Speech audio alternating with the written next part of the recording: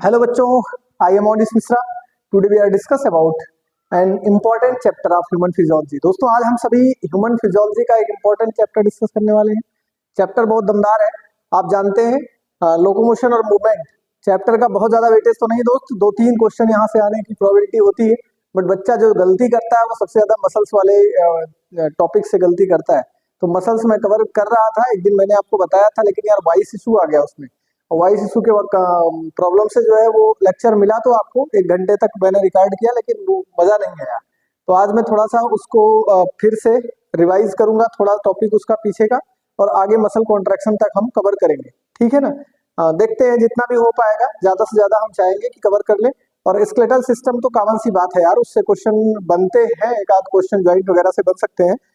लेकिन जो है स्केलेटल सिस्टम आप बहुत पहले से पढ़ते आए होंगे। कौन कौन सी बोन कहाँ पर है, कौन पेयर्ड है कौन अनपेयर्ड है, कितने ज्वाइंट पाए जाते हैं, है ना। तो आप स्केलेटल सिस्टम के क्वेश्चन बना चुके होंगे, आपसे सब बन भी गए होंगे, क्लास में ही बन गए थे। थोड़ा सा मसल कॉन्ट्रैक्शन और उसकी मैकेनिज्म हमें लगता है कि एक बार करवा देना चाहिए, इसलिए मैं फिर से उस पर ध्यान देता हूँ।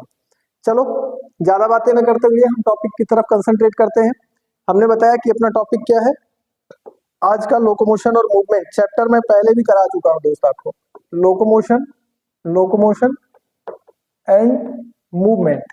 ये चैप्टर हम लोग पहले भी कर चुके हैं बच्चों। क्यों कर चुके हैं, मैंने आपको बताया था कि इसमें मैंने आपको बहुत सारी बातें बता रखी है, जैसे कि लोकोमोशन क्या है, मूवमेंट क्या है। सभी लोकोमोशन मूवमेंट होते हैं, लेकिन ऑल मूवमेंट लोकोमोशन नहीं होता है। जैसे कि आईलिड्स का मूवमेंट, जैसे कि जा का मूवमेंट, जैसे कि आप हाथ हिला रहे हैं ऐसे ही, तो क्या ये मूवमेंट है, ये लोकोमोशन है? नहीं। लोकोमोशन का मतलब है डिस्प्लेसमेंट, एक जगह से दूसरी जगह पर जाना, ये आपका लोकोमोशन कहलाता है। ये सब कॉमन सी बातें हैं, और इसके लिए रिस्पॉन्सिबल होता है अपनी बॉडी में 2 सिस्टम, जहां से हमें पढ़ना है उस पर आते हैं। इसमें हमारे बॉडी में 2 सिस्टम रिस्पॉन्सिबल है, 2 पार्ट स्पेशली रिस्पॉन्सिबल होते हैं, मैंने आपको बताया था। एक पार्ट है हमारा जो रिस्पॉन्सिबल होता है वो बोन्स, और दूसरा पार्ट इसके लिए जो रिस्पॉन्सिबल होता है वो कौन सी है? मसल्स। क्या है? मसल्स। तो एक तो हमारा बोन्स रिस्पॉन्सिबल होता है, दूसरा हमारे इसके लिए मसल्स रिस्पॉन्सिबल होते हैं।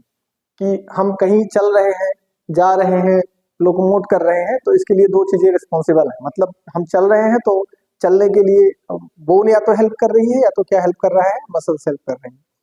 अब ये बोन और मसल्स कोऑर्डिनेटेड वे में काम करती है, ये आपको जानना जरूरी है। बोन्स और मसल्स दोनों कोऑर्डिनेटेड वे में काम करते हैं। ऐसे नहीं है कि मसल्स अकेले चलने के रिस्पॉन्सिबल है, लोकोमोशन करवा देगी, मूवमेंट करा देगी, नहीं।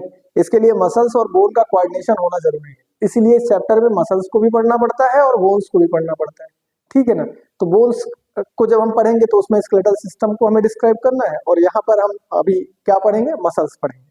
तो अगर हम बता रहे थे आपको कि बोन्स और मसल्स हम पढ़ रहे हैं, अब मैंने इसमें बहुत सारी आपको जनरल बातें बता दी थी, कि जैसे कि कॉन्ट्रैक्टिबिलिटी, कॉन्ट्रैक्शन होता है, एक्सटेंसिबिलिटी होती है, एक्सपेंसिबिलिटी होती है, ये सब फीचर होते हैं मसल्स के। कॉमन बातें लगभग मैंने आपको बता दी। मीजोडर्मल ओरिजिन होता है, ओरिजिन के बारे में भी लगभग बातें आपको बताई। जो कॉमन सी बातें थी वो लगभग 639 जो है में मसल्स लगभग अपनी बॉडी में पाई जाती है के नंबर में, और जिसमें 317 जो है वो पेयर्ड होती है, 5 अनपेयर्ड होती है। ये कॉमन बात भी मैंने आपको बता दिया था, ये सब मैंने आपको नोट करवा दिया है। इसमें कुछ आपको ऐसा नहीं है कि जो भूल रहा होगा। ये सब अगर आपको नया याद हो तो आप उस वीडियो में भी देख सकते हैं, और ये डेटा है, डेटा का कोई बहुत ज्यादा रोल नहीं है। हम थोड़ा आगे बढ़ना चाहते हैं, इसलिए इसको शॉर्ट वे में बताते चल रहे हैं आपको। फिर हम बता रहे थे आपकी कि बोन, आपको कि बोन से मसल्स हमारी कनेक्टेड होती है, जिससे कोऑर्डिनेशन उन दोनों का बनता है जब हम मूवमेंट या लोकोमोशन करते हैं। बच्चों, अगर हम बात करें कि कैसे कोऑर्डिनेशन ये देखने को मिलता है, तो मैंने एक डायग्राम ऐसा बना के आपको सिखाया, बताया था कि ये आपका माना की बोन का डायग्राम है। किसका डायग्राम है? ये आपका माना की बोन का डायग्राम है, बोन का डायग्राम है। तो बोन से ही कनेक्टेड होती है मसल्स। तो यहाँ पर मैं कनेक्शन के लिए ऐसे ऐसे मैंने आपको बताया था, कुछ ऐसे कनेक्शन के लिए कुछ ऐसे एक स्पेशल कह सकते हो कि कनेक्टिव पार्ट या कनेक्टिव ऑर्गन्स का, ऑर्गन क्या कहेंगे हम इनको, कह लीजिए कि कुछ कनेक्शन के लिए फेविक्विक पाया जा रहा है, और ये जो फेविक्विक मसल और बोन को कनेक्ट करता है दोस्त, मैंने इसको आपको पढ़ाया था और 9th-10th में भी पढ़ के आए होंगे आप। इसको टेंडन कहते हैं। क्या कहते हैं? टेंडन कहते हैं। तो यहाँ पर मैं इसका नाम लिख देता हूँ, दैट इज टेंडन। ये क्या है? टेंडन। ये टेंडन है बच्चा। अब इस टेंडन से क्या होती है? तुम्हारी मसल्स जुड़ी होती है। कौन जुड़ा होता है? मसल्स। अब देखो मसल्स को मैं इस कलर से थोड़ा बनाता हूँ। मसल्स ऐसे जुड़ी होती है, किससे जुड़ी हुई है? टेंडन से जुड़ी हुई है। अब यहाँ पर मैं थोड़ा सा लिंक दिखा रहा हूँ, ये ऐसा, ये जुड़ी हुई है किसकी हेल्प से? टेंडन से। तो आप कह सकते हैं bones and muscles are connected with the help of tendons. Tendons is an connective tissue which are responsible for connection of bones and muscles. Bones और मसल्स को जोड़ने के लिए बीच में जो कनेक्टिव टिश्यू पाया जाता है उसे टेंडन कहते हैं दोस्त। टेंडन मसल्स को जोड़ के रखता है। मसल्स जो है ये देखोगे तो ये इसके ऐसा आपको एक ऐसा स्ट्रक्चर दिखाई देगा, इसके ऊपर एक मेम्ब्रेन भी है और इसके बाद अंदर की तरफ देख रहे हो तो एक मेम्ब्रेन है। अंदर की तरफ देखोगे तो अंदर वाली मेम्ब्रेन को छोड़ो, अंदर की तरफ देखोगे तो तुम्हें ऐसा ऐसा स्ट्रक्चर और दिखाई देगा, ऐसा कुछ राउंड राउंड सेल्स या लाइक स्ट्रक्चर आपको इसमें दिखाई देंगे। और इन सेल को दोस्त कवर करता हुआ एक ऐसा डायग्राम आपको दिखाई देगा, ऐसा जो इनको कवर कर रहा होगा। ये फाइब्रस स्ट्रक्चर ऐसा दिखाई देता है जो कि कोलेजन फाइबर का बना होता है। किसका बना होता है? याद रखना, कोलेजन फाइबर का बना होता है। तो मैंने बताया कि muscles is connected with the help of bone. Bone से मसल कनेक्टेड है। इसके बाहर एक मेम्ब्रेन है। इस मेम्ब्रेन का नाम पूछा जा सकता है कि जो मसल्स है वो बोन से जो कनेक्टेड है, इसकी आउटर मोस्ट इसकी जो क्या कहते हैं बाउंड्री है, जो वाल है, इसको क्या बोलते हैं? तो इसको बोलते हैं इपीमाइसियम। क्या बोलते हैं? यहाँ मैं थोड़ा सा इसको इरेज करना चाहूंगा। इपीमाइसियम, दैट इज इपीमाइसियम। ये आपका है इपीमाइसियम। इपीमाइसियम मतलब बोलते हैं outer most protective covering of, ये आपके मसल बंडल का आउटर मोस्ट प्रोटेक्टिव कवरिंग है। ये जो आप स्ट्रक्चर देख रहे हो दैट इज मसल बंडल, मतलब ये मसल्स है, मसल्स के अंदर ढेर सारे बंडल ऑफ मसल यूनिट्स हैं, आप ऐसा कह सकते हैं। यहाँ पर ये बाहर की कवरिंग जो है इसे इपीमाइसियम कहते हैं। क्या कहते हैं? इपीमाइसियम। अंदर की तरफ बेटा जो गोला गोला सा स्ट्रक्चर आप देख रहे हो, मैंने आपको बताया था, अंदर की तरफ जो गोला गोला सा स्ट्रक्चर देख रहे हो दैट इज फेसिकल। इसको क्या कहते हैं? इसको कहते हैं फेसिकल। इसको कहते हैं फेसिकल। फेसिकल क्या है? फेसिकल एक ऐसी यूनिट है जिसके अंदर ढेर सारे फाइब्रस स्ट्रक्चर होते हैं जो कि मसल्स फाइबर अपने अंदर लिए हुए होते हैं और वही मसल फाइबर मिलकर के क्या बनाते हैं? अपनी मसल्स को बनाते हैं। तो हम एक एक करके रिप्रेजेंट कर रहे हैं। ये आपका मसल्स है, मसल के अंदर आप देख रहे हैं गोला गोला सा स्ट्रक्चर, इसका नाम फेसिकल है। Fascicle is unit of muscles, या आप कह सकते हैं मसल बंडल। ये अंदर की तरफ भरा हुआ है मसल बंडल, और इस फेसिकल को एक दूसरे से जुड़ा नहीं है। बीच बीच में देख रहे हो बाउंड्री पड़ी है, बीच बीच में एक फाइबर है जो कनेक्टेड रखते हैं। ये कनेक्शन के लिए जो फाइबर्स है ये कोलेजन फाइबर है दोस्त। ये कौन है? ये कोलेजन फाइबर है। ये कोलेजन फाइबर है। और इन कोलेजन फाइबर का नाम है क्या? इन कोलेजन फाइबर का नाम है फैसिया। क्या नाम है? फैसिया। That is fascia. समझना, आपने कहा कि ये बोन है, बोन से कनेक्टेड टेंडन है, टेंडन से कनेक्टेड मसल्स फाइबर है, बंडल ऑफ मसल्स फाइबर। और ये जो मसल्स फाइबर है इसके बाहर एक मेम्ब्रेन है जिसका नाम है इपीमाइसियम। और अंदर की तरफ देख रहे हैं तो फेसिकल है। फेसिकल को चारों तरफ से अराउंड करता हुआ एक कोलेजन फाइबर है, उसको क्या बोल रहे हैं? फैसिया। अब क्वेश्चन अगर पूछ सकता है कि bundle of fascicles is arounded with an fibrous structure which is made up of, तो आप कहेंगे कोलेजन फाइबर है वो, उसको कहते हैं हम फैसिया। वर्ड ध्यान रखिएगा क्योंकि biology is dependent on terminology दोस्त। अगर बायोलॉजी आपको सीखना है ना तो टर्मिनोलॉजी पहले सीखना होगा। अगर आप टर्मिनोलॉजी नहीं सीख पाए तो बायोलॉजी कभी नहीं सीख पाएंगे, क्योंकि किसी को समझने के लिए जरूरी है उसकी भाषा को पहले समझना। समझ रहे हैं ना? आओ इसके बाद मैं बताऊं तो इसको बाहर निकालो, इसको बाहर निकाल लो। इसको जब बाहर निकालोगे तो ये स्ट्रक्चर आपका फेसिकल ऐसा दिखेगा। मैं दूसरे कलर से बना रहा हूँ, ये ऐसा स्ट्रक्चर दिख रहा है, दैट इज फेसिकल। अब फेसिकल में आप देखोगे तो फेसिकल के अंदर भी कुछ राउंडेड स्ट्रक्चर आपको दिखाई देंगे, ऐसे स्ट्रक्चर, कुछ राउंडेड स्ट्रक्चर फेसिकल के अंदर भी है। ये fascicle also have some rounded structure, ये जिसे हम कहेंगे मसल फाइबर। इसको क्या कहेंगे? Muscles fibre. देखो बेटा ये कोलेजन फाइबर है। ऊपर की तरफ मैंने ये बताया दैट इज ये जो स्ट्रक्चर इसमें दिख रहे हैं मसल बंडल, जिसको हम बोल रहे हैं फेसिकल। और इसके अंदर जो स्ट्रक्चर आपको दिख रहे हैं फेसिकल के अंदर, ये डायग्राम का नाम मैं लिख देता हूँ, इस डायग्राम का नाम है फेसिकल। ये क्या है? फेसिकल। और फेसिकल के अंदर आप देखेंगे तो फेसिकल के अंदर fascicle also contain some round shape structure which is muscle fibre. वो क्या है? Muscle fibre. एक एक कॉन्सेप्ट आपके ब्रेन में सेट कर रहा हूँ, समझदारी से समझो। इसके अंदर क्या है? ये है बेटा, इनका नाम है, हम यहाँ लिखते हैं मसल फाइबर। इनका नाम है मसल फाइबर, मसल फाइबर। ये है मसल फाइबर।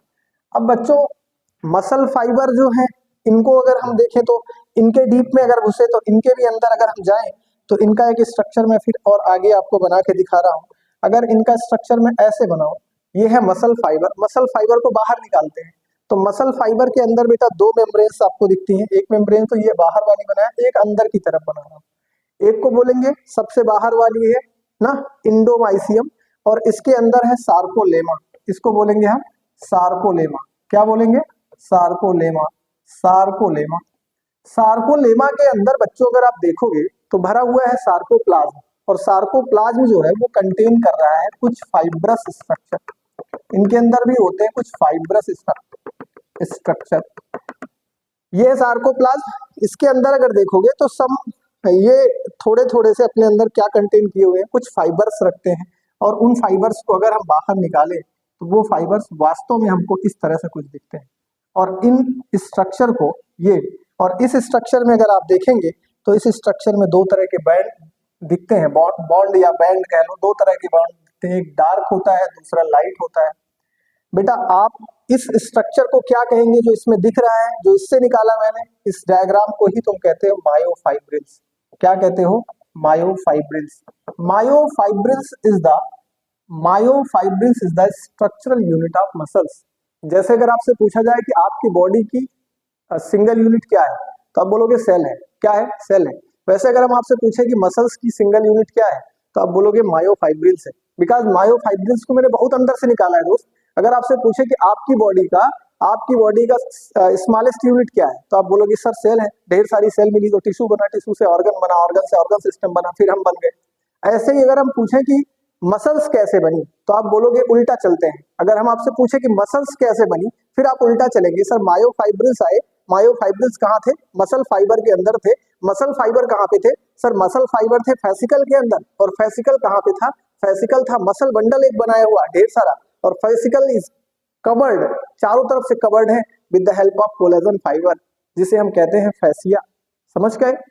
अगर आप स्ट्रक्चर को समझ गए तो बहुत बेहतर अंदाज में आपको चीजें समझ में आएंगी। देखो अभी तक मैंने आपको बताया, एक क्वेश्चन यहाँ पर आप इंपॉर्टेंट कर सकते हो दोस्त, myofibrils is the structural unit of muscles. दूसरा क्वेश्चन आप ये जान सकते हैं कि fascia is an collagen fibre which are covered to fascicle. यहाँ पर इसको आप हाईलाइट कर सकते हैं, यहाँ पर fascia fascia fascia fascia fascia कहाँ बनाया ना मैंने? कोलेजन फाइबर फैसिया, ये वाला, ये टॉपिक आप इसको देख सकते हैं, ये इंपॉर्टेंट हो सकता है। इसके बाद फैसिकल जो है मसल फाइबर मैंने बताया इसके अंदर ये है। अब बेटा इसमें देखोगे इस स्ट्रक्चर को हम डिटेल में पढ़ेंगे पूरे मसल से, इसी स्ट्रक्चर को हम डिटेल में लेके चलेंगे आगे। अभी आपको थोड़ा सा एक पॉइंट और रह गया है। अगर इस मसल बंडल की हम आउटर मोस्ट बाउंड्री को देखें तो इसका नाम है इपीमाइसियम।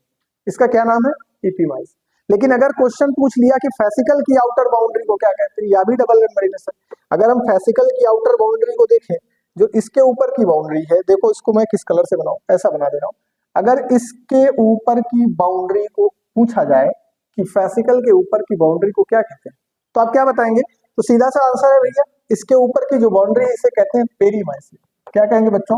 Perimysium. Perimysium is the outer boundary of fascicles. ये किसका? फेसिकल का आउटर बाउंड्री। जबकि अगर क्वेश्चन पूछ लिया जाए कि ये जो इसके अंदर मसल फाइबर्स हैं इनकी आउटर बाउंड्री को क्या कहते हैं, इनकी आउटर मोस्ट सेल को, कवरिंग को क्या कहते हैं, तो बेटा इसका नाम है इंडोमाइसियम। इसको भी मत भूलिएगा, इंडोमाइसियम।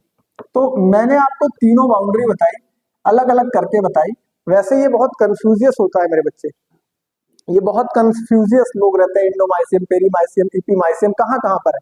कुछ नहीं याद करना, आपको सीधा सोच लेना है कि हमारी हड्डी है, हड्डी से कनेक्टेड है मसल्स, मसल्स जिससे कनेक्टेड है उस फेविक्विक को हम कह रहे हैं टेंडन, और उस टेंडन के बाद से जहां से ये मसल्स हमारा कनेक्टेड है, मसल्स अकेले नहीं है, वो बंडल के फॉर्म में, जो बंडल है उसे हम फेसिकल कह रहे हैं।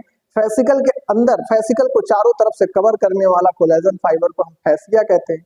इसके बाद हम देखेंगे तो ये स्ट्रक्चर हमको दिखाई दे रहा है जिसे हम फेसिकल को जब बाहर निकालते हैं तो इसके अंदर भी हमें दिखता है ये मसल फाइबर। इसके अंदर वाली लेयर को हम सार्कोलेमा कहते हैं, इसके अंदर भरे हुए फ्लूइड को सार्कोप्लाज्म कहते हैं, बाहर की कवरिंग को इंडोमाइसियम कहते हैं। एक एक वर्ड आपको क्लियर कर रहा है। इसके अंदर का जब फाइबर बाहर निकालते हैं तो बेटा उसे ही हम मायोफाइब्रिल्स कहते हैं, और यही myofibrils structural unit of muscles होती है। समझ गए? अगर आपको समझ में आया होगा तो बेहतर अंदाज में मेरी बातों को सुनते रहिए और मस्त अंदाज में इसका सफर करते रहिए, सब कुछ आपको समझ में आया। 1 मिनट में क्लियर करता हूँ, डायग्राम क्लियर है या नहीं, आपको दिख रहा है या क्या चल रहा है, कैसे चल रहा है? ठीक है, क्लियर है, सब कुछ क्लियर है, बढ़िया चल रहा है। आप थोड़ा सा धैर्य बनाए रखेंगे तो मैं सब आपको क्लियर करवा दूँ। चलो, सब बढ़िया चल रहा है। ठीक है, अगला पॉइंट हम लेते हैं, नेक्स्ट पॉइंट। नेक्स्ट पॉइंट बेटा क्या है, यहाँ पर हमारा टॉपिक क्या है? हमने बताया कि अब मायोफाइब्रिल्स को अगर हम बाहर निकालें, जो मसल फाइबर से आपने मायोफाइब्रिल्स देखा, ये स्ट्रक्चर, अगर इस स्ट्रक्चर को बच्चों में बाहर निकालूं तो ये स्ट्रक्चर कुछ ऐसा दिख रहा है। मैंने बोला इसमें 2 तरह के बैंड दिखेंगे, बॉन्ड नहीं बैंड हम कहेंगे, बॉन्ड क्यों कहें, बॉन्ड ठीक नहीं होगा, बैंड। यहाँ पर 2 तरह के बैंड दिखेंगे, एक को हम बोलेंगे डार्क बैंड, इस तरह से डार्क स्ट्रक्चर में होगा, और एक को हम कहेंगे लाइट बैंड दिखेगा, जो इस तरह से लाइट लाइट होगा। समझ गए? अब आपको ये डायग्राम में बता रहा हूं, इसको हम क्या कह रहे हैं, ये डायग्राम हमारा है मायोफाइब्रिल्स। कौन सा डायग्राम है? मायोफाइब्रिल्स। और इसके बाद इस डायग्राम में आप क्या देख रहे हैं कि इस डायग्राम में 2 तरह के बैंड हैं, एक को हम क्या बोल रहे हैं, डार्क बैंड, दूसरे को क्या बोल रहे हैं, लाइट बैंड। बच्चों यहाँ पर ये वाला जो बैंड दिख रहा है दैट इज डार्क बैंड, आपको मैं लिख ही देता हूँ, डार्क बैंड, ये आपका डार्क बैंड है। और यहाँ पर आप क्या देख रहे हैं, ये आपका light band, light band. Light band और डार्क बैंड क्योंकि दोनों है, समझ रहे हो ना मेरी बात को, लाइट बैंड और डार्क बैंड क्योंकि दोनों दिख रहे हैं। और ये स्ट्रक्चर आपका क्या है, मायोफाइब्रिल्स है, ये तो आपको मैंने बता ही दिया, ये स्ट्रक्चर मायोफाइब्रिल्स है। और इसमें आपको जो बैंड दिख रहे हैं वो डार्क बैंड और लाइट बैंड। बच्चों बायोलॉजी में मसल्स के केस में अगर आपको लाइट बैंड और डार्क बैंड एक जैसा दिखते, मतलब दोनों दिखते हैं किसी भी मसल्स में, तो ऐसी मसल्स के लिए एक टर्म यूज करते हैं, स्ट्रिएटेड। कौन सा टर्म यूज करते हैं, स्ट्रिएटेड। तो यहाँ पर हम लिख सकते हैं स्ट्रिएटेड।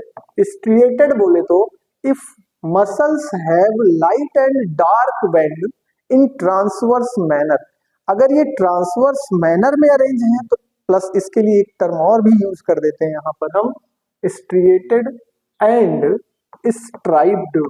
क्या यूज करेंगे, स्ट्राइप्ड। स्ट्राइप्ड का मतलब if bands are arrange in transverse manner, if bands are arrange in transverse manner called striped. If light and dark band both are present in muscles are called striated. ध्यान दीजिएगा, striated का मतलब ये है कि light और dark band दोनों पाए जा रहे हैं, और ये दोनों अगर ट्रांसवर्स मैनर में एक दूसरे के ऊपर ऊपर और ऊपर अरेंज हैं तो इसे हम बच्चों कहेंगे स्ट्राइप्ड। ध्यान दीजिएगा, STRIPED, स्ट्राइप्ड बोले तो arrangement of transverse manner of band. अब ये बैंड क्या है, किस टाइप का बैंड है, ये आपको समझना है। मैंने आपको बताया था बच्चों, जो डार्क बैंड है अगर आप नहीं जानते हैं तो मैं इन बैंड के बारे में यहाँ लिख देता हूँ। ये जो बैंड है यही लिख देता हूँ, हटाओ, समझो। यहाँ पर जो ये बैंड है, डार्क बैंड जो है, यही बैंड आपके मायोसिन है। ये क्या है, ये मायोसिन फिलामेंट बता रहे हैं, जबकि जो लाइट बैंड है ये आपका एक्टिन फिलामेंट है।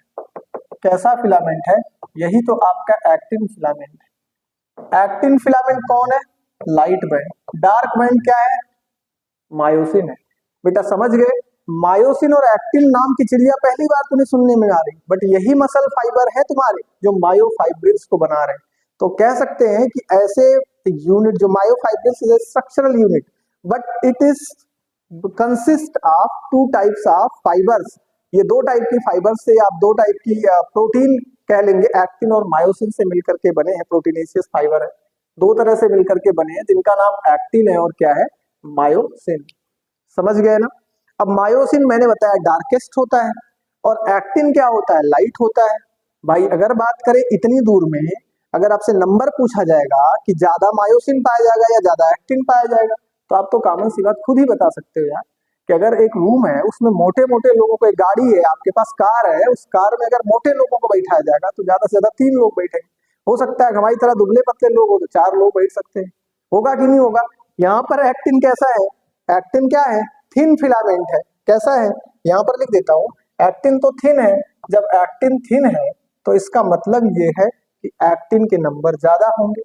ज्यादा होंगे कि नहीं होंगे, बोलो भैया, एक्टिन के नंबर ज्यादा होंगे। और मायोसिन अगर थिक है तो मायोसिन के नंबर कम होंगे। होंगे कि नहीं होंगे, तो बेटा यहाँ पर मायोसिन का नंबर कम होता है और एक्टिन का नंबर ज्यादा होता है। समझ गए ना, लगभग 50 के आसपास, 115, थोड़ा डेटा क्लियर करता हूं मैं। एक्टिन और मायोसिन का क्या क्या होता है, क्या मतलब नंबर है, शायद 300 से के आसपास में कुछ है। तो आप एक्टिन और मायोसिन का 3000 और हाँ 300 मायोसिन आपका, मैंने बताया एक्टिन और मायोसिन के अगर नंबर की बात करी जाए तो 1500 मायोसिन होता है और 3000 एक्टिन होता है। हाँ, ये अगर बात करें इसकी तो 1500 मायोसिन होते हैं और थिन जो एक्टिन फिलामेंट है वो उनके नंबर है 3000। मतलब इनके नंबर ज्यादा है और इनके नंबर कम है, बस इतना मैं बता ही रहा था। डेटा थोड़ा मिस हो गया था भाई, इंसान है, हो जाता है, ठीक है ना। अगला पॉइंट आपको बताएं तो यहाँ पर मायोफाइब्रिल्स के बाद डार्क बैंड, लाइट बैंड मैंने आपको बता ही दिया। फिर अब बात करते हैं, अगर इस स्ट्रक्चर को हम डिटेल्ड देखें बाहर निकाल करके तो ये स्ट्रक्चर हमें दिखता कैसा है ना। इस स्ट्रक्चर को अगर हम बाहर निकालें बच्चों तो ये स्ट्रक्चर हमें कैसे दिखता है, देखो बताऊंगा आपको। ऐसा देखो, अगर बेटा आप इसको बाहर निकालते हो, अगर हम एक मायोफाइब्रिल्स का स्ट्रक्चर देखना चाहें तो हमें ये स्ट्रक्चर कुछ इस टाइप से दिखेगा। और इस स्ट्रक्चर में हमको कुछ इस तरह से कुछ दिखेगा, सॉरी,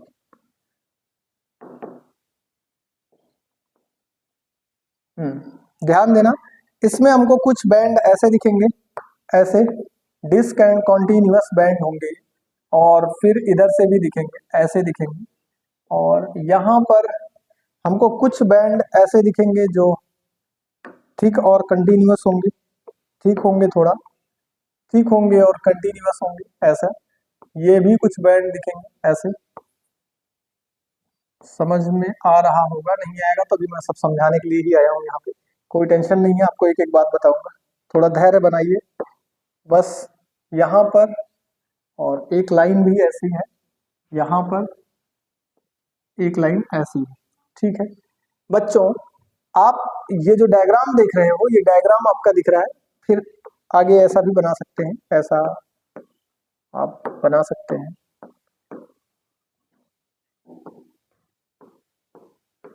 चलो समझो, मैं आपको बता रहा हूं कि ये जो बैंड दिख रहा है ये स्ट्रक्चर किसका है, ये स्ट्रक्चर है तुम्हारा मायोफाइब्रिल्स का। किसका स्ट्रक्चर है, मायोफाइब्रिल्स का। मायोफाइब्रिल्स, मायोफाइब्रिल्स, मायोफाइब्रिल्स, मायोफाइब्रिल्स, ये स्ट्रक्चर है मायोफाइब्रिल्स का। अगर हम मायोफाइब्रिल्स को देखते हैं तो हमको कुछ ऐसा मामला दिखता है, इसमें देखेंगे। अब ये इसमें एक लाइन इधर दिख रही है, इसको हम कहते हैं दोस्त जेड लाइन। क्या कहते हैं, जेड लाइन कहते हैं, समझना।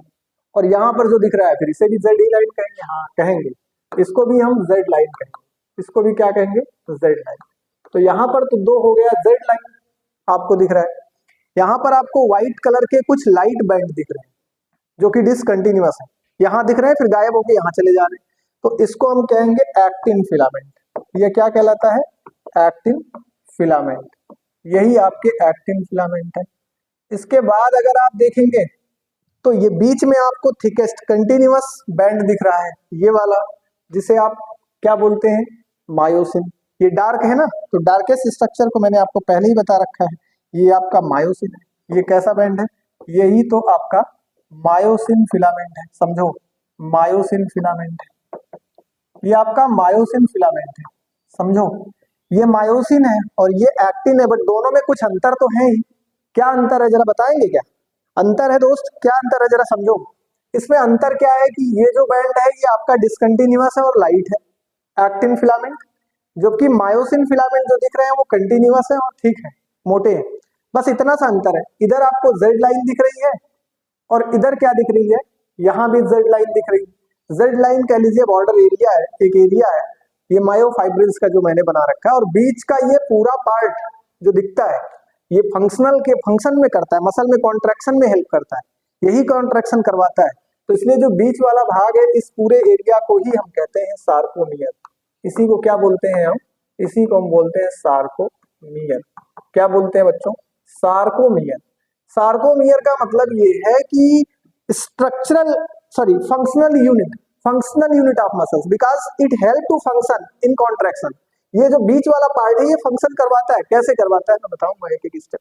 अभी आपको इतना ही समझना है कि एक्टिन और मायोसिन जो आपने इस डायग्राम में देखा था, यहाँ पर एक्टिन देखा आपने ये, और ये देखा आपने मायोसिन।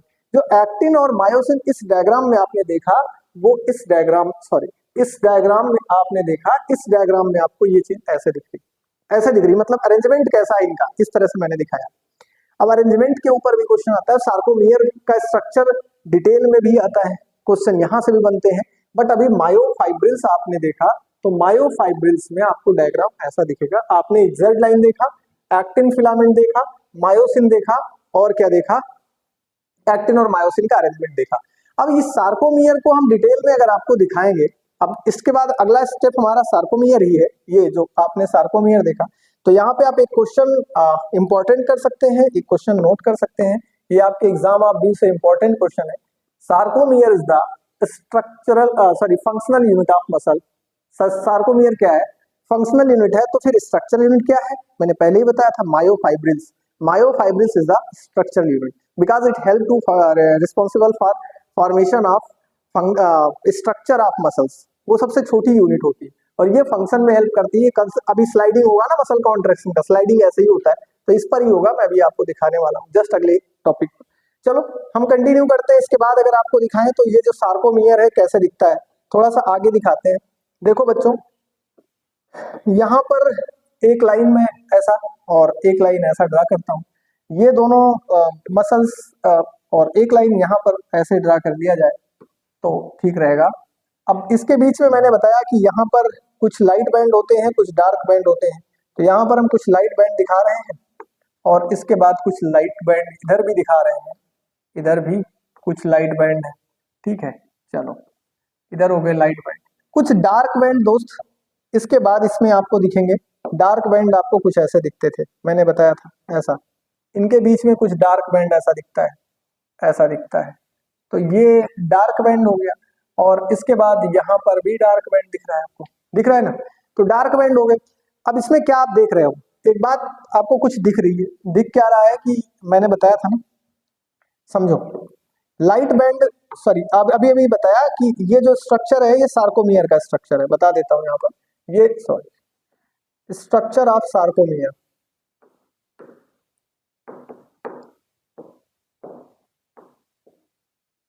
यहां लिख देते हैं स्ट्रक्चर ऑफ सार्कोमियर। ये किसका स्ट्रक्चर है बच्चों? सार्कोमियर का स्ट्रक्चर, स्ट्रक्चर ऑफ सार्कोमियर, समझेंगे स्ट्रक्चर ऑफ सार्कोमियर। चलो ये सार्कोमियर का डायग्राम। अब इस डायग्राम में हम देखेंगे तो हमको क्या दिख रहा है, मैंने बताया कि लाइट बैंड दिख रहे हैं। पहले इधर चलते, इधर से स्टार्ट करते हैं। ये मैंने बताया आपको क्या है, ये जेड लाइन, क्या है? Z line. तो ये तो हो गई जेड लाइन आपकी, यहां पर भी क्या है? जेड लाइन है, यहां पर भी क्या है? जेड लाइन, समझ रहे हैं ना, यहाँ पे जेड लाइन, यहाँ पे जेड लाइन, और ये लाइट बैंड क्या है? तो आप कहेंगे सर एक्टिन फिलामेंट है, इसको आप पहचान ही चुके हैं पीछे। और ये जो आपको डार्क बैंड दिख रहा है दैट इज मायोसिन फिलामेंट है। ये कैसा फिलामेंट है? मायोसिन फिलामेंट है। अब इसमें थोड़ा सा ये समझना है कि इनको हम कई जोन में डिवाइडेड करते हैं जो क्वेश्चन के फॉर्म में मसल्स से आता है, उस क्वेश्चन को समझना है। देखो बच्चों, इसके एक्टिन और मायोसिन समझने से सारा काम नहीं बन जाएगा। बीच में आपको दिख रहा है नन ओवरलैपिंग जोन, जो कि बिल्कुल कुछ भी इसमें नहीं है, तो इसमें एक लाइन यहाँ पर भी पाई जाती है सार्कोमियर में, मैं इस बार लिख दे रहा हूँ, पहले नहीं लिखा था, इसको हम बोलेंगे यम लाइन। क्या बोलेंगे? यम लाइन। तो ये हो गई यम लाइन, ये हो गई जेड लाइन, ये हो गई जेड लाइन, बीच में होगी कौन सी लाइन? ये बीच में आपका क्या है? नॉन ओवरलैपिंग जोन है। अब देखो बच्चों, यहाँ पर क्या है? एक्टिन है, यहाँ पर ये मायोसिन है। यहाँ पर एक्टिन क्या किसी को ओवरलैप करते हुए दिख रहा है? नहीं कर रहा है। तो बेटा इसमें आपको अकेले अकेले क्या दिख रहा है, एक्टिन और मायोसिन दोनों दिख रहा है? नहीं, इतने रीजन में आपको क्या दिख रहा है, अकेले एक्टिन दिख रहा है, जहां तक ओवरलैपिंग नहीं है, जहां तक मायोसिन नहीं है, अकेला ये व्हाइट वाली लाइन जो है। तो आप कहेंगे सर कि ये कैसा लाइन है, मतलब ये यहाँ पर जो अकेला एक्टिन है इसको हम बोलेंगे इस रीजन को, मतलब यहां से लेकर के और यहां तक के इस पूरे रीजन को हम बोलेंगे आइसोट्रोपिक। क्या बोलेंगे? आइसोट्रोपिक। ये आइसोट्रोपिक बैंड है, मतलब यहाँ पर एक्टिन अकेला है तो ये आइसोट्रोपिक। यहां से आप यहां से देखेंगे तो ये आई बैंड, हम इसको आइसोट्रोपिक बैंड को हम बोल सकते हैं आई बैंड शार्ट में लिखते हैं आई बैंड, और आइसोट्रोपिक बैंड भी लिखते हैं आइसोट्रोपिक बैंड, तो हम आई बैंड इसको लिखते हैं। बच्चों इसके बाद अगर हम देख रहे हैं तो ये आई बैंड के जस्ट बाद आपको क्या दिख रहा है, ओवरलैपिंग किसका किसका, एक्टिन और मायोसिन का ओवरलैपिंग दिख रहा है। तो क्योंकि ओवरलैपिंग दिख रहा है तो इस जोन को हम क्या कह सकते हैं, ओ बैंड लिख सकते हैं कि नहीं, बोलो ओ बैंड लिख सकते हैं कि नहीं लिख सकते? सिंपल सी बात है दोस्त, यहाँ पर आपको समझ में आ रहा है, एक्टिन और मायोसिन का ओवरलैपिंग है तो ओवरलैपिंग को हम ओ बैंड बोल सकते हैं। यहाँ पर कोई ओवरलैपिंग नहीं है, अकेला एक्टिन है तो आइसोट्रोपिज्म है, समानता है, आइसो मतलब समान, सब समान ही समान है। बीच में आप क्या देख रहे हो, बीच में कुछ भी नहीं है, अकेला अकेला एक थिक फिलामेंट है जिसे हम क्या बोल रहे हैं, मायोसिन। मैं इधर दिखा रहा हूँ, यहाँ से यहाँ तक की एरिया में कुछ भी नहीं है, अकेले मायोसिन है, तो इसको बोलते हैं हैंसन जोन। कौन सा जोन बोलते हैं, Hensen zone, Hensen zone, that is Hensen zone, ये आपका हैंसन जोन है। हैंसन जोन बोले तो ऐसा एरिया जहां पर अकेले मायोसिन है, ना तो एक्टिन का कोई ओवरलैपिंग है ना एक्टिन है, तो यहाँ पर अकेला मायोसिन है, इस पूरे एरिया को जहां तक मायोसिन है इसको बोलेंगे हैंसन जोन। इसके ठीक बाद आपका फिर से कौन सा जोन आ जाता है, ओ बैंड आ जाता है, ओ बैंड आ गया, ठीक है ना, और ये बीच में हैंसन जोन को हम एच बैंड बोलते हैं, क्या बोलते हैं, एच बैंड बोलते हैं। इसके बाद बच्चों अगर हम देखें तो अकेले जैसे ही ओवरलैपिंग खत्म होती है फिर से एक्टिन का वही रीजन आ जाता है, तो एक्टिन के स्पेशल रीजन को फिर से हम क्या बोलते हैं, आई बैंड बोलते हैं, आई बैंड बोलते हैं। तो हमें लगता है कि आपको चीजें समझ में आ गई होंगी। सबसे पहले आई बैंड मतलब अकेला एक्टिन, उसके ठीक तुरंत बाद overlapping of actin and myosin मतलब ओ बैंड, ओवरलैपिंग वाला जोन। ठीक उसके बाद जैसे ही ओवरलैपिंग खत्म हो जाएगी, अकेला मायोसिन, दैट इज हम उसको क्या बोलेंगे, फिर उस जोन को हम हैंसन जोन बोलते हैं या एच बैंड बोलते हैं। ठीक उसके बाद फिर से आपको ओवरलैपिंग दिखती है, वो जोन होता है, उसके बाद आप आगे चलते हैं तो कैसा बैंड दिखता है, आई बैंड फिर से दिखता है। यही बेटा आपका कॉमन सा क्वेश्चन था। अब इसमें बेटा सीक्वेंस पूछा जाता है ना, सीक्वेंस अगर आपसे पूछा जाए तो आप आराम से बता सकते हैं, हाफ आई बैंड मतलब आधा आधा हाफ आई बैंड, फिर क्या है एक्टिन और मायोसिन ओ बैंड, फिर उसके बाद आप देखेंगे यहाँ पर मायोसिन, फिर इसके बाद आपका एक्टिन। अगर सीक्वेंस पूछा जाएगा तो आप सीक्वेंस सेट कर लेंगे, कर ले जाएंगे कि नहीं कर ले जाएंगे आप बताइए हमको। फिर से ध्यान दीजिएगा, यहाँ पर आगे मैंने बताया, यहाँ पर कार्नर की दोनों लाइंस को हम जेड लाइन बोलते हैं, बीच में जो लाइन है हैंसन जोन में इसको हम एम लाइन बोलते हैं। अब बेटा कॉन्ट्रैक्शन जब होता है स्ट्रक्चर ऑफ सार्कोमियर में, तो जैसे स्लाइडिंग हमारी ये फिंगर है, फिंगर क्या करेगी, ऐसे एक दूसरे के ऊपर स्लाइड करती है कि नहीं करती, जैसे स्लाइड कर रही है ना, तो अगर हम स्लाइड करके पास, अभी क्या है, अभी तो हम दूर दूर है, अभी तो इस कंडीशन में है, इस कंडीशन में है अभी, लेकिन हम ऐसे इस कंडीशन में है। लेकिन अगर हम बोले कॉन्ट्रैक्ट करना है, कॉन्ट्रैक्शन का मतलब समझते हैं, कॉन्ट्रैक्शन का मतलब होता है दोस्त कि दूरी कम होना। कॉन्ट्रैक्ट मतलब जैसे कि आपका हार्ट है, रिलैक्स होता है कॉन्ट्रैक्ट होता है, रिलैक्स होता है कॉन्ट्रैक्ट होता है, कॉन्ट्रैक्ट मतलब पिचकना। अगर कॉन्ट्रैक्शन का मतलब है नजदीक आना, पास आना, तो यहाँ पर क्या है, जैसे कि मान लो मेरी ये फिंगर है, अभी कॉन्ट्रैक्शन में नहीं है, अभी कॉन्ट्रैक्शन में नहीं है, अभी ये कॉमन कंडीशन, ये मसल से, मान लो ये मसल से ये मसल से, दोनों कॉमन कॉन्ट्रैक्शन में अभी नहीं है, बट स्लाइडिंग करेंगी तो कॉन्ट्रैक्शन होगा ना।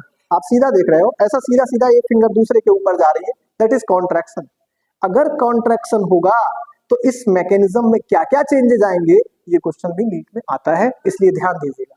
क्या क्या चेंजेस आएंगे ये क्वेश्चन भी नीट में आता है, जरा ध्यान दीजिए। कैसे क्वेश्चन अगर पूछेगा इसमें से कि after contraction of muscles which structural changes takes place in sarcomere, sarcomere में कितने स्ट्रक्चरल चेंजेस होंगे जब कॉन्ट्रैक्शन हो जाएगा। भैया यार सीधी सी बात समझो, मेरा हाथ है, अभी इसमें कोई कॉन्ट्रैक्शन नहीं है, एकदम सिंपल सा मामला है, लेकिन अगर कॉन्ट्रैक्शन हुआ तो हम ये कहेंगे ना कि जो हमारी फिंगर है, each finger are contracted to each other, एक दूसरे के ऊपर कॉन्ट्रैक्ट कर रही है, and finally it get overlapped to, एक दूसरे से ओवरलैप कर रही है कि नहीं कर रही है, ये एक स्ट्रक्चर का चेंज आया कि नहीं आया।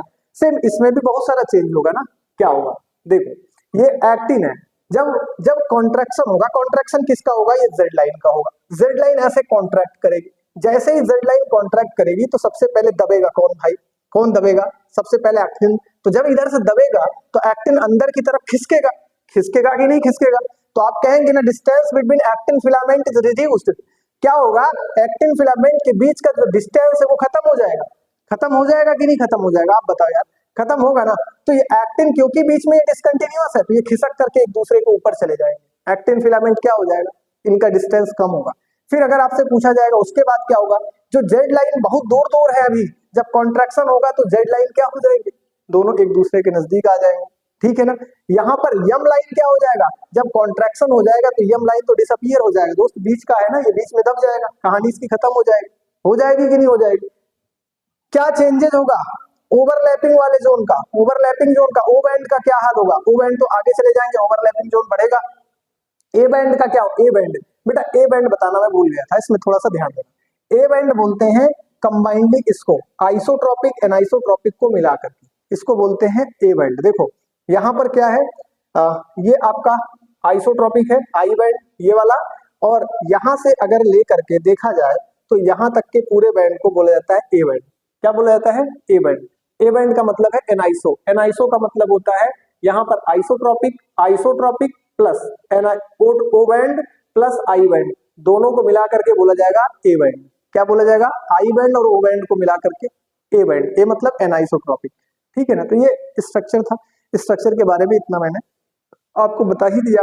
स्ट्रक्चर के बारे में आप लगभग हमें लगता है कि कर भी ले जाएंगे, अब कोई आपको इशू नहीं है, नहीं आएगा।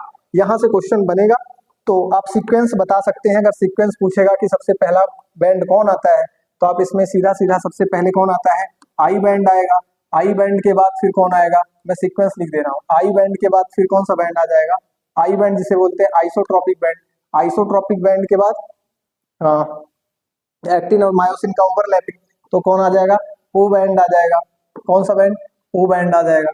ओ बैंड के ठीक बाद थिक फिलामेंट आ जाएगा, कौन सा, जिसे हम बोलेंगे हैंसन जोन। कौन सा जोन कहेंगे, हैंसन जोन कहेंगे। हैंसन जोन के ठीक बाद, इसके बाद अगर हम देखें तो फिर कौन आएगा, तो हैंसन जोन के ठीक बाद हम देखेंगे तो हमें फिर से ओ बैंड मिलेगा। क्या मिलेगा, ओ बैंड मिलेगा। और ओ बैंड के ठीक तुरंत बाद अगर हम चलेंगे तो फिर हमको कौन सा बैंड मिल रहा है, फिर से ओ बैंड के बाद हमें आई बैंड ही मिलेगा। क्या मिलेगा, आई बैंड मिलेगा। तो यार समझ तो गए होंगे आप, ठीक है ना। अब इसमें आई बैंड में कौन कौन से फिलामेंट है, अगर ऐसे पूछा जाए तो आप जान सकते हैं इसको, एक्टिन फिलामेंट यहाँ पर है। ओ बैंड में कौन है sir, actin, actin, actin plus myosin है, मायोसिन है, ये दोनों फिलामेंट मिलकर के बना रहे हैं।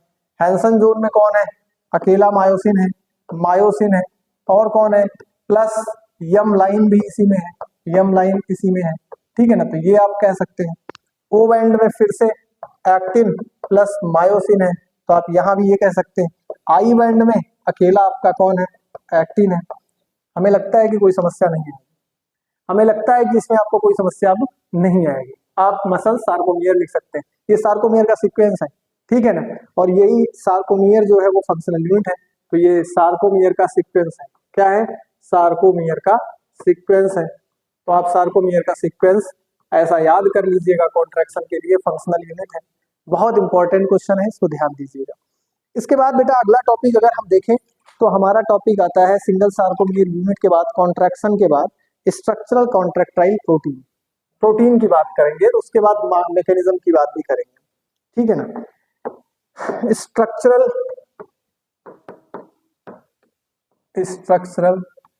कॉन्ट्रैक्टाइल प्रोटीन, कॉन्ट्रैक्टाइल प्रोटीन समझना, स्ट्रक्चरल कॉन्ट्रैक्टाइल प्रोटीन, स्ट्रक्चर की कौन सी कॉन्ट्रैक्टाइल प्रोटीन्स है ये हमें समझना है। चलो स्ट्रक्चरल कॉन्ट्रैक्टाइल, स्ट्रक्चर मतलब जो ये स्ट्रक्चर है इनको कॉन्ट्रैक्शन कराने के लिए कौन सी प्रोटीन्स काम करती है, ठीक है ना। तो अभी अभी मैंने आपको कई नाम बताए हैं, बस उसी में से कुछ नाम और एक्स्ट्रा जोड़ने हैं, बस आप जोड़ लेंगे और आप समझ भी जाएंगे। तो अगर हम देखें तो आप इनको ऐसे डिवाइड कर सकते हो, इस फॉर्म में डिवाइड कर सकते हो। जैसे मैंने बताया, एक को बोलते हैं बेटा रेगुलेटिंग प्रोटीन या फोर्स जनरेटिंग, लिख देते हैं force generating protein, generating protein समझना, फोर्स जनरेटिंग प्रोटीन। ये क्या है? Force generating protein.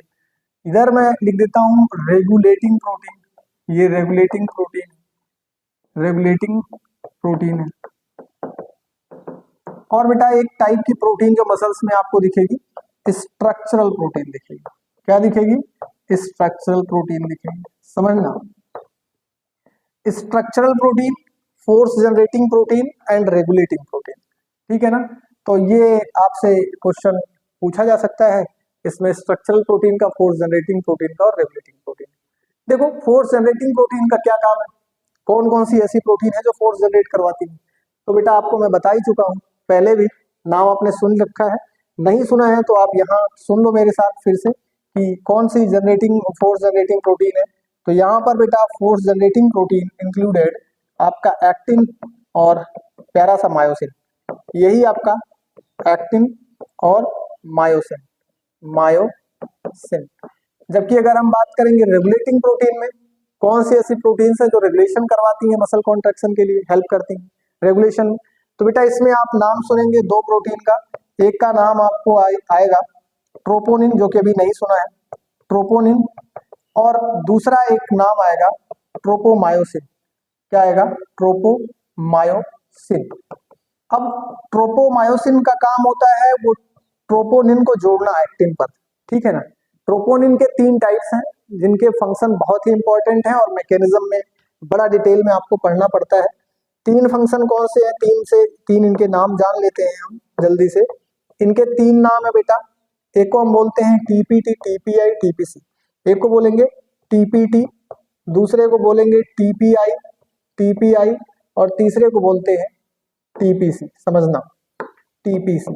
क्या बोलेंगे? टीपीसी। समझो बच्चों, टीपीटी का क्या काम है, टीपीसी का काम क्या है, टीपीआई का क्या काम है, ये सब आपको सीखना पड़ेगा यार। एक एक मैकेनिज्म में एक एक कॉन्सेप्ट आपके ब्रेन में सेट कर दूंगा, एक एक पॉइंट आपके दिमाग में एकदम सेट हो जाएगा, कोई समस्या आपको आनी नहीं है। टीपीआई, टीपीसी और टीपीटी ये क्या है? ट्रोपोनिन है। ट्रोपोमायोसिन की अगर बात करें तो ट्रोपोमायोसिन कह लीजिए कि एक्टिन से जोड़ने के लिए बीच में पाया जाता है। Tropomyosin is an regulating protein which present on the surface of actin filament, और इन्हीं एक्टिन फिलामेंट के ऊपर फिर आकर के ट्रोपोनिन के फैक्टर जुड़ते हैं। और फिर आता है बेटा स्ट्रक्चरल प्रोटीन। स्ट्रक्चरल प्रोटीन में आपके आते हैं जेड लाइन, जो स्ट्रक्चर को बनाने में हेल्प करती है, जिसे हम क्या बोलते हैं? Z line. ये आपका क्या है? Structural protein. फिर से समझिएगा, फोर्स जनरेटिंग प्रोटीन क्वेश्चन ये भी आ सकते हैं छोटे फॉर्म में। वैसे अब आजकल तो जो है क्वेश्चन जो आने लगे हैं वो स्टेटमेंट के फॉर्म में आते हैं। हालांकि कॉन्सेप्ट क्लियर रहेगा तभी स्टेटमेंट भी याद रहेगा और तभी आपके जो है सब रीजन के क्वेश्चन भी सॉल्व होंगे। अब क्वेश्चन का जमाना चेंज हो चुका है, पहले जैसा नहीं रह गया है। जैसे पहले क्वेश्चन 1 लाइन वाले आ जाते थे कि फोर्स जनरेटिंग प्रोटीन क्या है, एक्टिन फिलामेंट की टाइप बताइए। ये सब जो टाइप वाइप क्वेश्चन इस टाइप के नहीं आ रहे हैं, तो थोड़ा सा मैं आपको ध्यान देना, मैं क्लियर कराता हूँ इसमें। स्ट्रक्चरल प्रोटीन जो है ये है, और इसमें फोर्स जनरेटिंग प्रोटीन एक्टिन और मायोसिन है, रेगुलेटिंग प्रोटीन में ट्रोपोनिन और ट्रोपोमायोसिन है। और बच्चों आपको समझना ये होगा कि स्ट्रक्चरल प्रोटीन में कौन आता है? जेड लाइन आता है। तो एक एक क्वेश्चन आपके क्लियर हो जाएंगे यहाँ से। देखो, फोर्स जनरेटिंग प्रोटीन मतलब फोर्स को जनरेट कराने वाली प्रोटीन, और एक्टिन और मायोसिन, एक्टिन और मायोसिन फोर्स कैसे जनरेट कराएंगे, मैकेनिज्म पढ़ाने चल रहा हूँ, बस तुरंत आपको समझ में आएगा।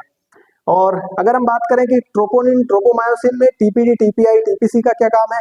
TPT, TPI, TPC calcium binding site कहलाता है, इनहिबिटिंग बाइंडिंग मास्किंग साइट कहलाता है टीपीआई, और टीपीटी जो है वो tropomyosin binding site of troponin कहलाता है। टीपीटी, टीपीआई एक एक सिस्टम बता रहा हूँ। पहले तो मैं आपको थोड़ा सा इसके बारे में बताता हूँ कि एक्टिन कैसे बना होता है। एक्टिन की बात करते हैं, फिर एक्टिन यहाँ से शुरू करते हैं, एक्टिन, फिर इसके बाद हम चलेंगे मायोसिन के बारे में। तो पहले हम एक्टिन देखते हैं ना। तो एक्टिन के बारे में, जिसे हम कहते हैं, अभी मैं लिखा यहाँ पे फोर्स जनरेटिंग प्रोटीन। तो मैं पहले यहाँ पर आपको कराता हूँ force generating protein, sorry generating protein, समझेंगे? फोर्स जनरेटिंग प्रोटीन समझना। फोर्स जनरेटिंग प्रोटीन अगर हम आपसे पूछें तो बच्चों इसमें आएगा आपका एक्टिन और मायोसिन। कौन आता है? एक तो आता है, मैंने बता दिया आपको पहले, एक्टिन। फोर्स जनरेटिंग प्रोटीन में कौन आएगा? एक्टिन। अगर हम बात करें कि एक्टिन दिखता कैसे, ठीक है ना, तो बच्चों एक्टिन जो है वो वैसे अगर देखें तो ग्लोब्यूलर फॉर्म में होता है। कैसे होता है? ऐसे, इस फॉर्म में आपको एक्टिन दिखता है, ऐसा ऐसा। तो actin is present in the form of globs या ग्लोब्यूलर फॉर्म्स। तो एक्टिन किस फॉर्म में होता है? तो आप कह सकते हैं कि ये ग्लोब्यूलर फॉर्म में होता है। किस फॉर्म में होगा? ग्लोब्यूलर फॉर्म में होगा। और ये ग्लोब्यूलर एक्टिन मैग्नीशियम की हेल्प से जुड़ करके एक फिलामेंट बना देता है। किसकी हेल्प से? मैग्नीशियम आयन की हेल्प से जुड़ करके ये फिलामेंट बनाता है और उससे हम बोलते हैं फिलामेंटस एक्टिन। देखो ये ग्लोब्यूलर एक्टिन है। Globular actin with the help of, ये क्या करता है? ये विद द हेल्प ऑफ ढेर सारे ग्लोब्यूलर एक्टिन्स जब जुड़ते हैं, इस तरह से बनाऊं, देखो यहाँ पर अगर ढेर सारे ग्लोब्यूलर एक्टिन एक साथ जुड़ जाते हैं, ऐसे globular actin with the help of magnesium ion Mg plus plus, इसकी हेल्प से जुड़ करके क्या बनाते हैं? ये फिलामेंटस एक्टिन बनाते हैं मेरे बच्चों। क्या बनाते हैं? ऐसे फिलामेंटस एक्टिन का फॉर्मूला ये आपका बन जाता है फिलामेंटस एक्टिन। इसको हम क्या कहेंगे? यहाँ पर मैं लिखता हूँ फिलामेंटस एक्टिन। ये आपका क्या है? Filamentous actin. समझो ग्लोब्यूलर एक्टिन, ये आपका क्या था? ग्लोब शेप का, ठीक है ना? ग्लोब्यूलर एक्टिन ये आपका ग्लोब्यूलर था और ग्लोब्यूलर ने क्या किया? ढेर सारे यहाँ मैग्नीशियम आयन की हेल्प से मिल करके बनाया क्या? एक फिलामेंट सा स्ट्रक्चर, जिसे क्या कहते हैं? Filamentous actin. क्या कहते हैं? फिलामेंटस एक्टिन कहते हैं। मैंने आपको इसके बारे में बता भी दिया है कि एक्टिन फिलामेंट जो होते हैं वो थिन होते हैं और इनके नंबर होते हैं 3000 के आसपास। किसमें? मायोफाइब्रिल्स में। किसमें?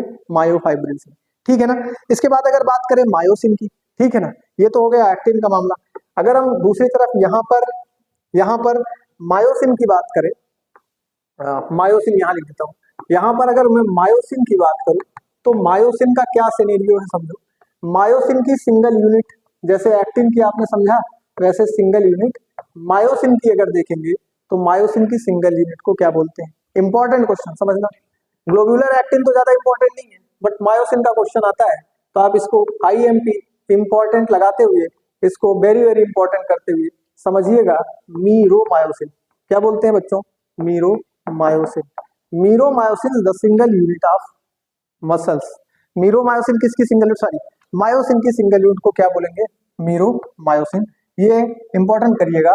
अब ये मीरोमायोसिन जो है वो 300 के नंबर में लगभग मिलकर के एक मायोसिन फिलामेंट बनाते हैं। कितने नंबर में? 300 के अप्रॉक्स मिल करके ये बनाते हैं क्या? 300 अप्रॉक्स 300, ये अप्रॉक्स कितने बेटा? 300 मीरोमायोसिन मिल करके मीरोमायोसिन कंबाइंडली फॉर्म ये बनाते क्या है? Combinedly form 300 meromyosin combinedly form myosin filament. ये बनाते हैं मायोसिन फिलामेंट। मायोसिन फिलामेंट समझना, मायोसिन फिलामेंट ये बनाते हैं लगभग 300 नंबर ऑफ मीरोमायोसिन मिलकर। तो भाई ग्लोब्यूलर एक्टिन का तो स्ट्रक्चर आपने देख ही लिया। ग्लोब्यूलर एक्टिन का स्ट्रक्चर आपको ग्लोब शेप में दिखते थे, लेकिन जब ये मिल गए तो ये मिल करके मैग्नीशियम आयन की हेल्प से यहाँ पर क्या बना लिया? फिलामेंटस एक्टिन बना लिया। बनाया कि नहीं बनाया? तो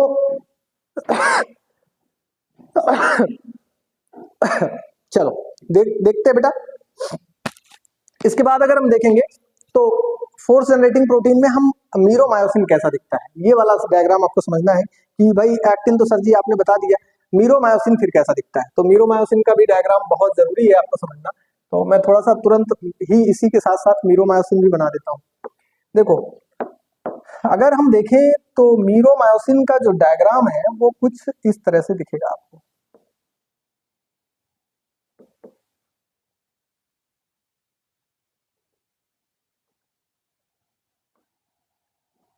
ऐसा डायग्राम फिलहाल थोड़ा टेढ़ा है, थोड़ा टेढ़ा है, लेकिन टेढ़ा नहीं, ठीक नहीं है, फिर से बनाना पड़ेगा।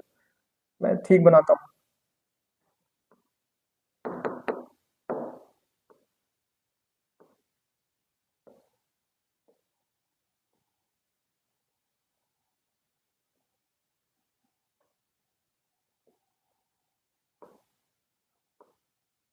चलो ये काम चलाऊ है, इससे काम चल जाएगा और क्वेश्चन बन जाएगा। बस इससे ज्यादा हमको ज्यादा कुछ बनाना भी नहीं है। तो क्वेश्चन बनना चाहिए दोस्त अपना, और बहुत ज्यादा डायग्राम वायग्राम पे हमें नहीं लगता है कि तुम्हें नीट में लिख करके तो आएगा ना कि तुम डायग्राम एक बढ़िया सा बनाओ। तो आपको डायग्राम बनाने का बहुत ज्यादा काम नहीं है, जितना काम है उतना मैं बना रहा हूँ और आपके क्वेश्चन बन जाने चाहिए। फिलहाल अगर आप इससे अच्छा बना सकते हैं तो आप इससे अच्छा वाला अपने घर पे बना लीजिएगा, लेकिन मैं जो आपको बता रहा हूँ आपसे क्वेश्चन नीट में एक भी नहीं फंसेंगे, बन जाएंगे। ये जो स्ट्रक्चर दिख रहा है ये मीरोमायोसिन का स्ट्रक्चर है दोस्त। क्या स्ट्रक्चर है ये आप यहाँ पर लिख सकते हैं कि स्ट्रक्चर जो है ये स्ट्रक्चर जो है ये किसका है, मीरो मीरो मीरो मायोसिन का स्ट्रक्चर। ये मीरोमायोसिन का स्ट्रक्चर है, समझना। स्ट्रक्चर ये किसका है, स्ट्रक्चर है मीरोमायोसिन का। और इस स्ट्रक्चर में आपको दिखाई दे रहे हैं कुछ ऐसे छोटे छोटे स्ट्रक्चर। ये क्या है, तो ये तो है बेटा आपके, ये जो दिख रहे हैं ये स्ट्रक्चर जो मैंने बनाया है इसे बोलते हैं एटीपेज बाइंडिंग साइट। ये क्या है, ATPase binding, actin binding site लिख देता हूँ, एक्टिन बाइंडिंग साइट। ये है actin binding site, binding site समझना। ये क्या है, एक्टिन बाइंडिंग साइट। ये हो गया आपका एक्टिन बाइंडिंग साइट। इसके बगल बगल में आपके यहाँ पर भी कुछ यूनिट्स रुके हैं, जुड़े हुए हैं। ये कुछ यूनिट्स हैं जो कि अटैच कराते हैं एटीपेज बाइंडिंग साइट। तो बेटा आपको दिख रहा है कि दो बाइंडिंग साइट ऊपर की तरफ हेड में यहाँ पर और दो यहाँ पर पाए जा रहे हैं। ये टोटल कितने बाइंडिंग साइट हेड रीजन में पाए जा रहे हैं, यहाँ पर आपके 4 बाइंडिंग साइट पाए जा रहे हैं। कितने पाए जा रहे हैं, 4 binding sites are present on head region. कितने, 4 binding sites are present on head region. यहाँ पर आपके पाए जा रहे हैं 4 बाइंडिंग साइट। कितने, 4 बाइंडिंग साइट। लेकिन इसके बाद आप देख रहे हो तो 2 बाइंडिंग साइट आपको यहाँ पर भी दिखाई दे रहे हैं, यहाँ पर ये पाए जा रहे हैं टेल रीजन में। बेटा क्योंकि 4 बाइंडिंग साइट प्रेजेंट है हेड रीजन में, तो हेड रीजन जो है वो थोड़ा सा हैवी दिखता है। इसको हम बोलते हैं क्रॉस आर्म।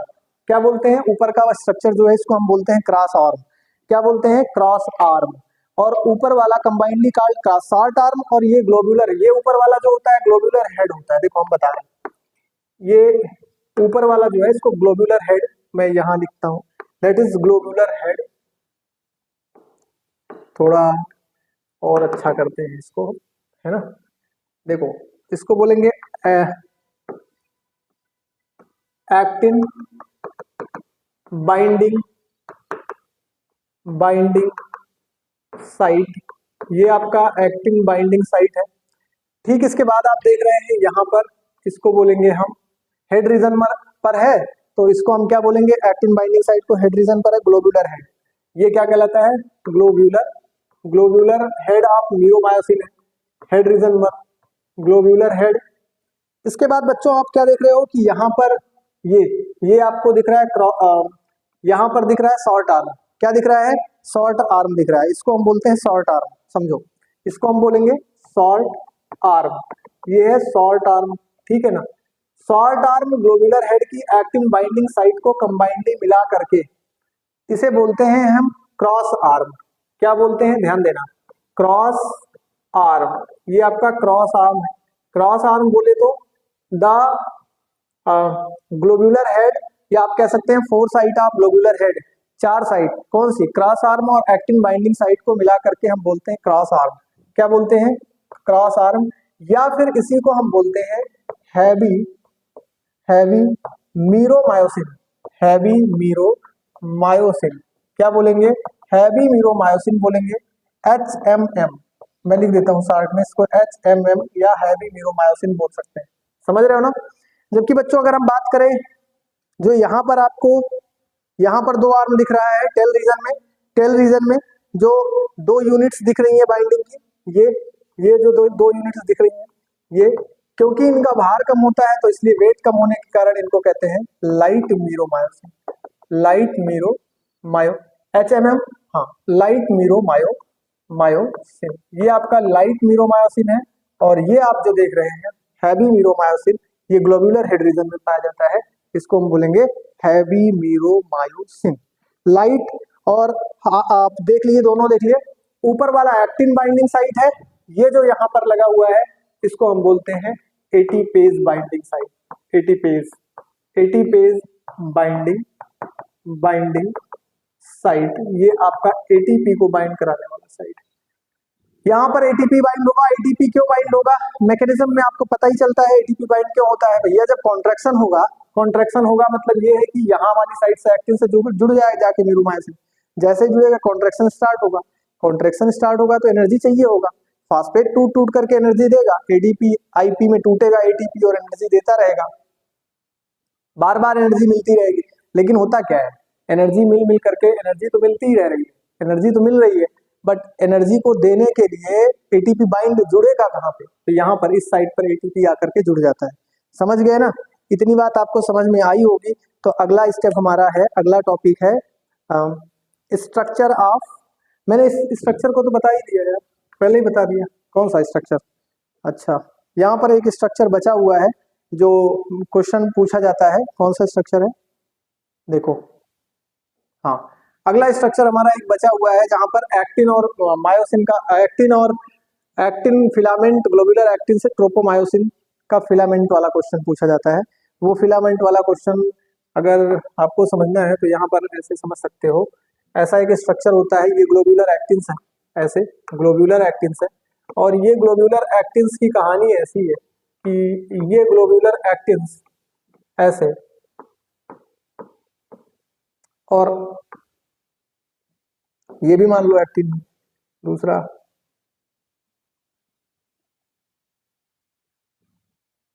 चलो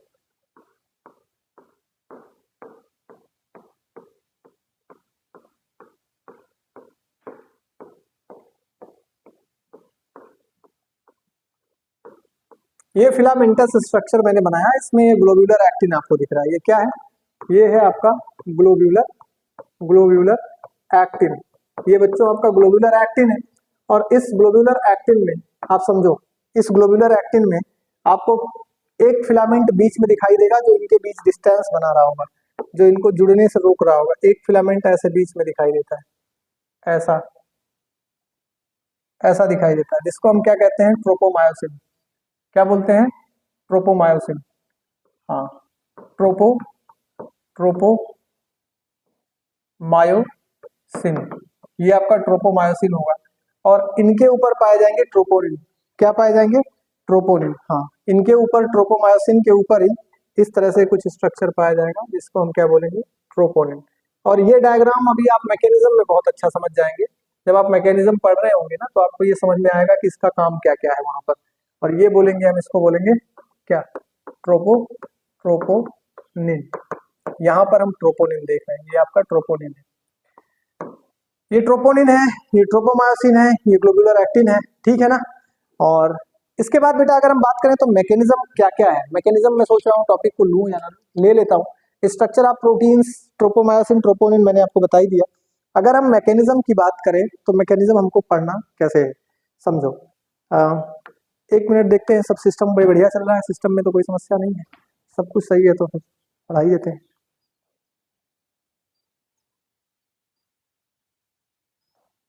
हाँ, चलो कोई इशू नहीं है, हम लेते हैं क्लास, थोड़ा सा आगे बढ़ाते हैं, है ना? आपको थोड़ा सा आगे बढ़ा ही देते हैं।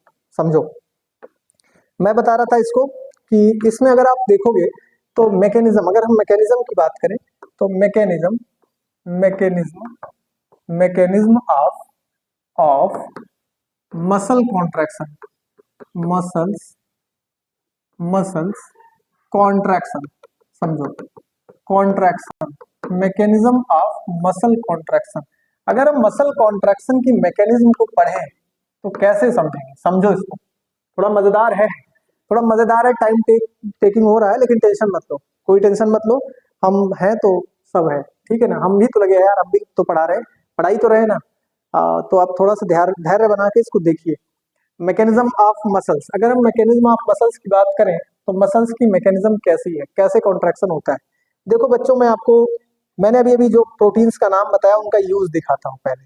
समझो, ऐसा आपका जो फिलामेंट होता है इस तरह से है, ठीक है ना? इस तरह से आपका फिलामेंट है, और इस फिलामेंट को हम बोल रहे हैं एक्टिन फिलामेंट, ठीक है ना? ये ग्लोबुलर एक्टिन थे, लेकिन अब ये एक साथ जुड़ गए तो इसको हम क्या बोलेंगे? Actin filament. ये क्या हो गया? एक्टिन फिलामेंट, ठीक है ना? ये हो गया आपका एक्टिन फिलामेंट। चलो, ये तो हो गया एक्टिन फिलामेंट। अब इस एक्टिन फिलामेंट में आपको दिखेगा क्या, इसमें दिखेगा आपको कि मीरोमायोसिन, जो मायोसिन का छोटा सा भाग है, ये वाला जो आपने पीछे देख रखा है, इसके पास यहाँ पर एक्टिन बाइंडिंग साइट है। यहाँ पर क्या है, एक्टिन बाइंडिंग साइट है, बाइंडिंग साइट है, समझना मेरी बात को। इसके पास यहाँ पर क्या है, एक्टिन बाइंडिंग साइट है। ये स्ट्रक्चर क्या है, मीरोमायोसिन है, मीरोमायोसिन है। आप मेरे स्ट्रक्चर को, मेरे क्वेश्चन को पीछे से समझ रहे होंगे तो समझ पा रहे होंगे। देखो मैं फिर समझा देता हूँ, ये यहाँ पे ये है ना, यही तो है, ये मीरोमायोसिन का स्ट्रक्चर था। और मीरोमायोसिन के स्ट्रक्चर में ऊपर की तरफ क्या दिख रहा था आपको, एक्टिन बाइंडिंग साइट दिख रहा था। और ये एक्टिन बाइंडिंग साइट यही मैं यहाँ पे आपको दिखा रहा हूँ, ये मीरोमायोसिन है और इसके ऊपर एक्टिन बाइंडिंग साइट है। और ये जो स्ट्रक्चर दिख रहा है आपका एक्टिन फिलामेंट। कॉन्ट्रैक्शन में इन दोनों का प्यार बड़ा जरूरी है। अगर एक्टिन और मायोसिन का प्यार नहीं हो पाया तो कॉन्ट्रैक्शन होना ही नहीं है। और प्यार होने के बीच में है एक दीवार दोस्त, जिसका नाम है टीपीसी। जिसका क्या नाम है, टीपीसी। आओ मैं बताता हूँ कि टीपीसी कैसे दीवार बना हुआ है, समझो। यहाँ पर तो ये एक्टिन के बाद यहाँ पर एक स्ट्रक्चर है जिसका नाम है ट्रोपोमायोसिन। जिसका क्या नाम है, ट्रोपोमायोसिन। ये मैं बना दिया, इसका नाम है ट्रोपोमायोसिन। ये आपका क्या है, ट्रोपोमायोसिन, समझना। अब क्योंकि ट्रोपोमायोसिन ऐसा है, कहां पर है, जुड़ा हुआ है एक्टिन से। अब ट्रोपोमायोसिन जो है वो जोड़े हुए हैं अपने से किसको, ट्रोपोनिन को। किसको जोड़ के रखा है, ट्रोपोनिन को। अब ट्रोपोनिन देखेंगे तो ऐसा दिखेगा दोस्तों, समझो। ट्रोपोनिन मेरे बच्चों आपको ऐसा दिखेगा कि यहां से ट्रोपोनिन के, मैंने बता दिए थे कि ट्रोपोनिन के 3 फैक्टर हैं। एक का नाम है, मैंने अभी उसका नाम लिखना है, और एक का 2 और एक 3 फैक्टर है ना। मैंने एक बताया था टीपीसी, टीपीटी, टीपीआई। तो देखो बच्चों, यहां पर हम पहले हम डायग्राम बनाए तो टीपीटी का बनाएंगे, ट्रोपोनिन से जुड़ा हुआ ट्रोपोमायोसिन। तो हम यहाँ पर एक डायग्राम बनाए, किस कलर से, इस कलर से हम लेते हैं। ये वाला डायग्राम जो है ये कह रहा है कि हम ट्रोपोनिन है। ये कौन क्या कह रहा है, ट्रोपोनिन। ये आपका ट्रोपोमायोसिन, ट्रोपोनिन से जुड़ा हुआ टीपीटी है, मतलब ये है टीपीटी। हम इसका नाम यहाँ लिख देते हैं, दैट इज टीपीटी, मतलब ट्रोपोनिन बाइंडिंग ट्रोपोमायोसिन। अब इससे इसके 2 भाई और जुड़े हुए हैं। एक का नाम आपको मैंने बताया था कि एक का नाम क्या है, जो आप जानते हो अभी अभी, एक का नाम है ये कैल्शियम बाइंडिंग यूनिट वाला, जिसका नाम है टीपीसी। क्या नाम है मेरे बच्चों, TPC, calcium binding troponin. Calcium binding troponin, जो ट्रोपोनिन का भाई है, कैल्शियम को बाइंड करने में मदद करता है। इसके बाद अगर देखेंगे तो नीचे की तरफ मेरे बच्चों, इन दोनों के प्यार के बीच में एक दीवार है। वही दीवार अगर हट जाती तो कॉन्ट्रैक्शन हो जाता, बट वो दीवार हटती नहीं है। तो उस दीवार को कौन से कलर से बना दूं मैं अब, मैं चलो चूज करता हूं एक दूसरा कलर। चलो इस कलर से बनाता हूं। यहाँ पर इन दोनों के प्यार के बीच में एक दीवार है, उस दीवार का नाम है टीपीआई। क्या नाम है, टीपीआई, समझो। इसका नाम है टीपीआई, टीपीआई, जिसे हम बोलते हैं मास्किंग फैक्टर। ये मास्क करके रखता है